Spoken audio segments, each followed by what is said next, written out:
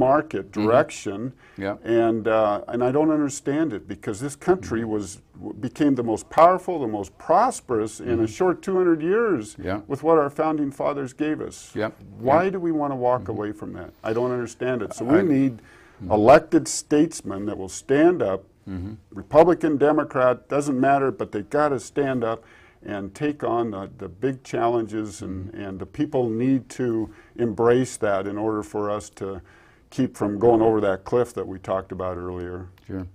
Well, I think there's been a certain amount of diseducation that's gone on, and it's gone on kids when they're this high, you know? I mean, Most definitely. the television is... All the games. Yeah. Yep, Yeah. and that's another issue I talk about a lot is education reform, and we've got to restore our education system, and with that, what I'd like to see is some additional opportunities for parents. At a minimum, we need charter schools here in Montana. Most states enjoy charter schools, we do not, to where a parent can be more engaged in the kind of education that their children is receiving. We need tax credits. If we decide to send our children to a private school, then we at a minimum get a tax credit for that. And we've got to break the stranglehold that the unions have on the taxpayers and the parents. I have a lot of respect for teachers. I think they're just awesome individuals. Bless them for their work. But Sure.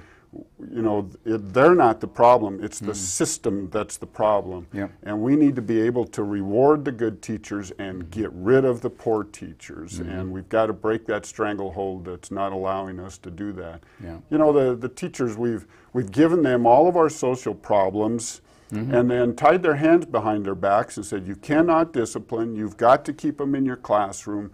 You know, you've got to teach this very liberal agenda, and expect them to do a good job, and so I feel that we've really hamstrung the teachers, and we need to give them their God gift and back to them so that they can teach our children, and we start educating some of the things that you're talking about. That debt is bad, that it ruins countries and companies.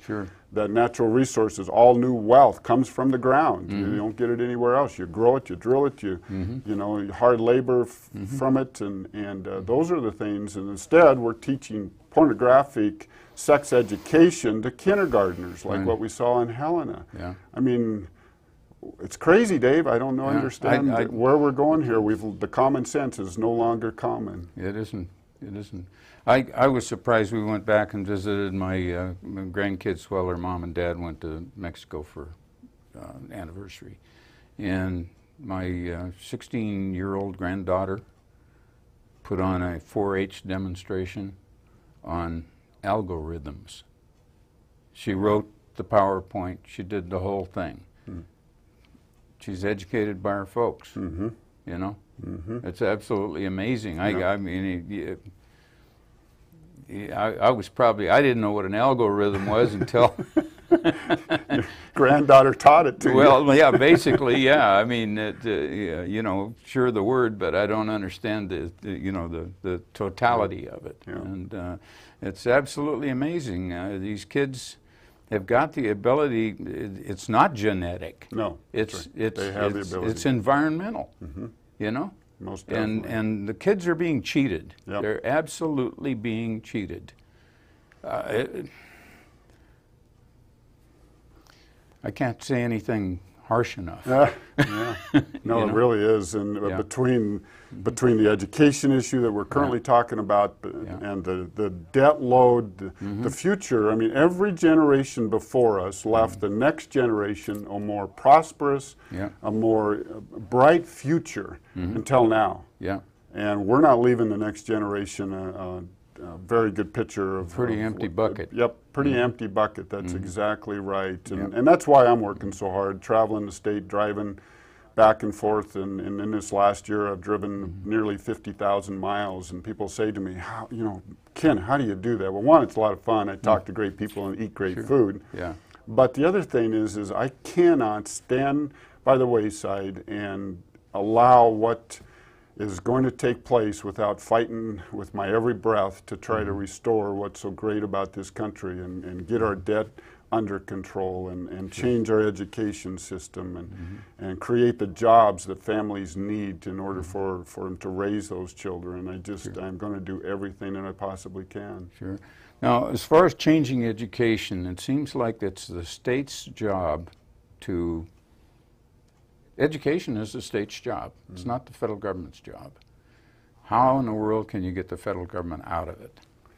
Well, we've got to tell them no. Again, we've got to stand up to them and tell them no. Now, they will threaten the purse string that we no longer will receive all this funding from them. Well, one, that funding's very expensive, a lot of regulations, a lot of things that we don't want to teach our children here in Montana.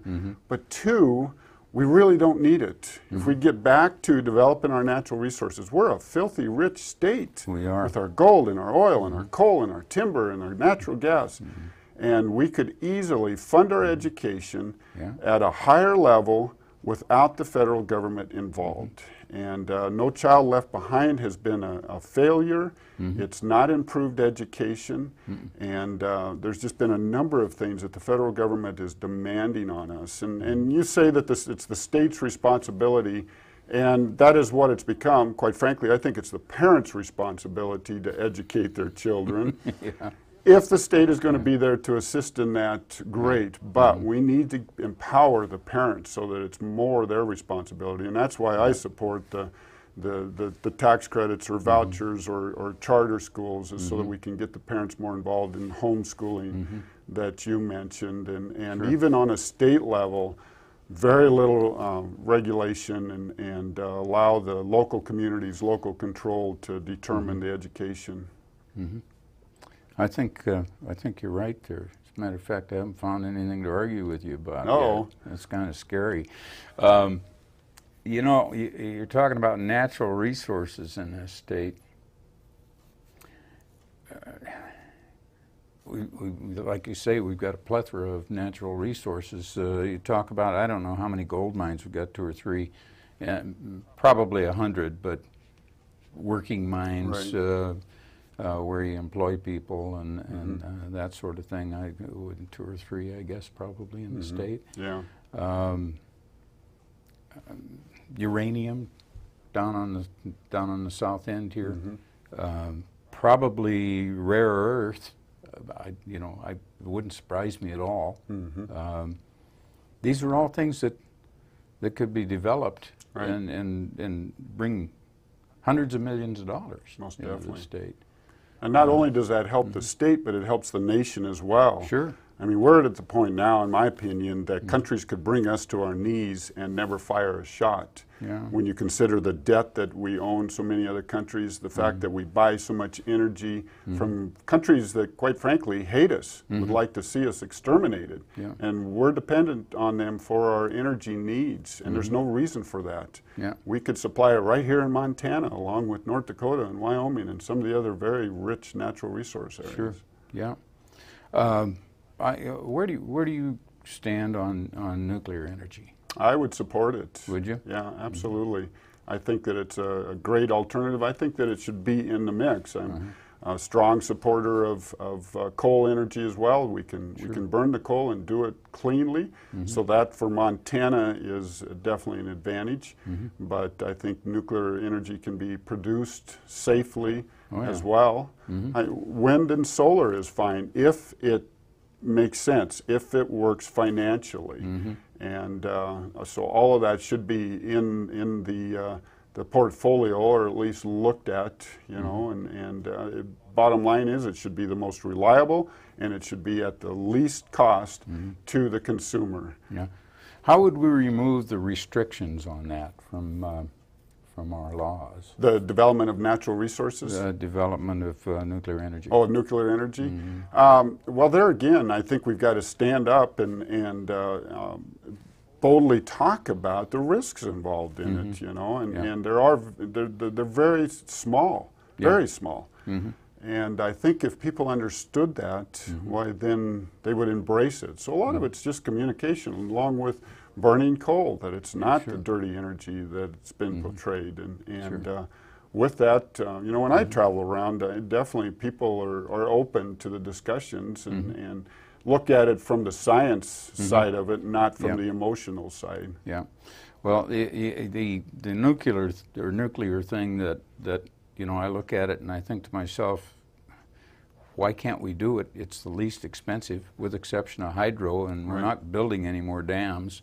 I don't think we can afford to. Right. Nuclear's